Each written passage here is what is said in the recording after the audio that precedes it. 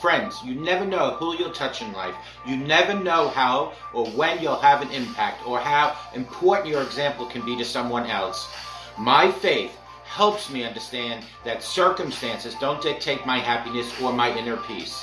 The chances you take, the people you meet, the people you love, the faith that you have, that's what's going to define you. You have to be who you are in this world, no matter what. At the end of the day, my friends, it's not about what you have or even what you've accomplished. It's about what you've done with those accomplishments.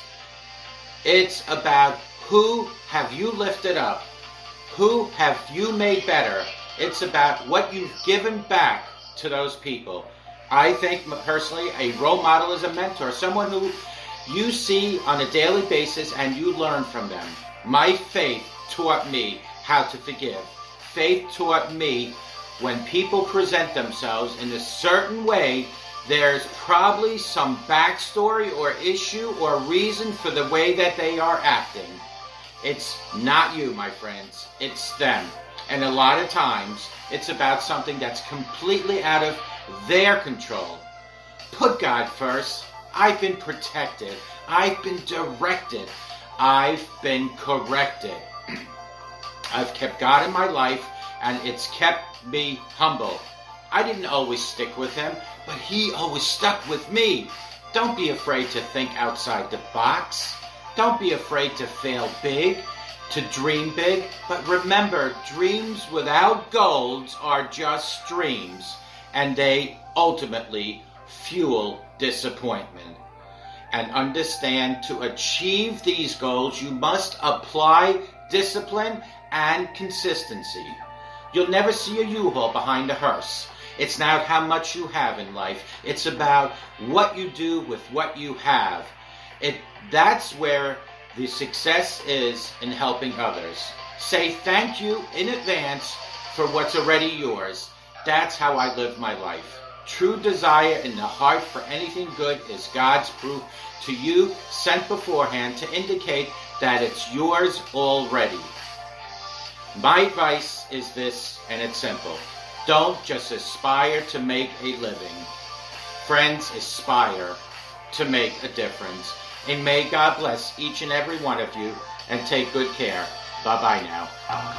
Good morning. My name is Ralf Friedrichs. I am an addiction recovery coach, a life coach, and the host of this show, the Take Your Life Back Today radio show. You can see a video version of this if you go to YouTube under channel Take Your Life Back Today show, or you can just go to the search bar and put my name, Ralf Friedrichs. Friends, the time, it's now. There are times when we suddenly know we're supposed to do something. Well, the time is now.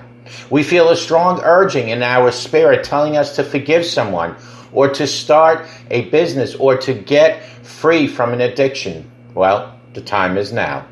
Suddenly, we know it's time to get in shape or push a promotion. The time is now. Those are not just nice thoughts. That's God speaking to us. With that urging, you'll feel faith rising up, a can-do power. You'll have the determination and the strength to do what you couldn't do before, because God is telling you the time is now. But this is a window of grace that doesn't last forever. Too often we hear that still, small voice, but we put it off. That small voice that says, the time is now. The problem is that the window is going to close if you don't make now the time. The scripture says, today, if you hear his voice, do not harden your heart, in Hebrews 3:15. Friends, that's not just talking about salvation. That is not just talking about salvation. When you hear his voice telling you to treat your spouse more respectfully or to tithe your income, the reason is so strong because he is opening a window of grace for you. Now is the time to obey, not tomorrow, not next week. When the window of grace opens, you'll have a divine empowerment. It's a destiny moment when God is making a way where you can come higher. When you feel that faith, step into it. That's God saying, this, my friend, is your time. In Acts 24, the Apostle Paul was on trial for sharing his faith, presenting his case before the Roman governor of Judea, a man named Felix. Intrigued by Paul, Felix sent for Paul to come and talk with him and his wife.